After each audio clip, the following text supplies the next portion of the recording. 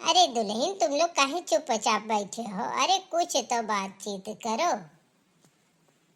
अम्मा, हम एक गाना सोचत है, कहो तो सुनाई।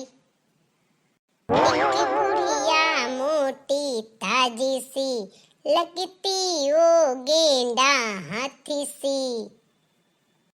सुन, तोर माई हाथी, तोर बाप हाथी, तोर पूरा खानदान हाथी। मोरे बाप महतारी के काहे कहती है अम्मा?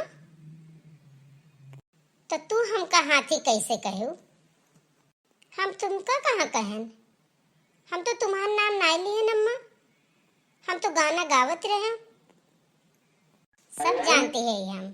तू गाना गावती हो कि काव कहती हो? करे लड़के होता है, बताओ काव कहती भाई? अरे अम्मा, गावती तो गाने है, तू अन्ना से चिढ़ जाती हूँ। तो गाने गावत रही, तू अन्ना से चिढ़ गई अम्मा। अरे गाना हुए तो कौन चीज है? जब खुद ही मानती हो कि तू हाथी हो, तब हम काव कहियो करे आगे अम्मा काव कहा एक बार। बैठो तो रे लोगन, हम जात बैठे यहाँ से। और देखा, शांति से बैठो, नहीं देती नहीं लोग। करे तो जान के गाए है ना, हमें पता है तब मग चिढ़ावत है, तक जान के कहे है ना।